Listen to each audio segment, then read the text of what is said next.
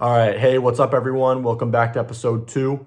In this episode, I'll be getting into the advanced statistics that I'll be using in the rest of the series. So if you're not interested in this, random statistics jargon, feel free to skip. But otherwise, try to bear with me because it's kind of important. So yeah, see you soon. Bye-bye.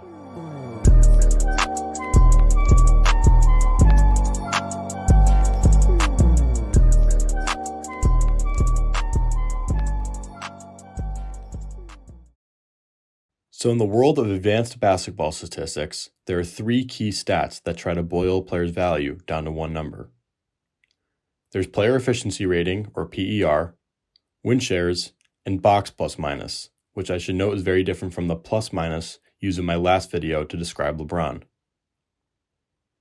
PER and BPM are both rate stats, meaning that they attempt to average out performance and can go up or down throughout the season. Win shares is calculated as a counting stat, meaning that it represents an accumulated assignment of value, generally going up throughout the season. Win shares per 48 minutes and value over replacement player were created to complement the stats that they are derived from. The formulas for these 5 stats are all absurdly long, but just know that they take into account almost every measurement of individual output that you can think of, and then weigh this output against team and league averages so that every player is evaluated fairly. Ultimately, however, these 5 stats were created by different statisticians, are measured on different scales, and have their individual pros and cons. To start, PER and BPM aren't as effective at taking into account defensive ability as win shares is. It's been widely documented how all-time great defensive specialists like Bruce Bowen and Dennis Rodman can appear mediocre according to PER and BPM because most of the stats in the last slide are offensively rooted. It's really difficult to record a player's ability to defend on the perimeter or just flat out know where to be and when. Win shares, on the other hand, takes into account a player's defensive rating, another advanced statistic that incorporates things like forced turnovers, forced misses, and overall team performance when a player is on the floor. Another key distinction among the calculus of these stats is that BPM and VORP take into account a player's position. When determining their value, different coefficients are applied to different datasets depending on a player's position from the 1 to the 5.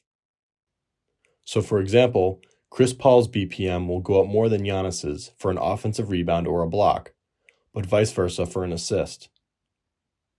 A block is most impressive for a point guard, or a 1, and an assist is most impressive for a center, or a 5. Finally, let's go over the pros and cons of rate versus counting stats. To start, rate stats can overrate role/bench players because it's easier to maintain efficient play over shorter periods of time and in specialized situations.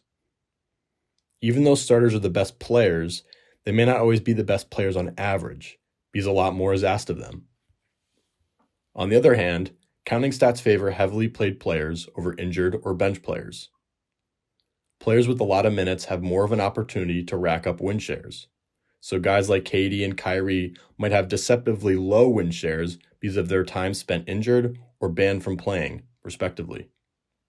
So in conclusion, these 5 stats all try to boil down a player's value to one number. It's not good to count on just one when assessing a player's overall value, but generally speaking, they are all extremely amazing and handy. In the rest of this series, I'll be using these stats as a basis for my analysis of players and events.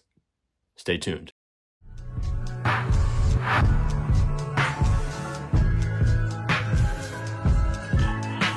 Now can we fall in love while Southern playing, banging through the night?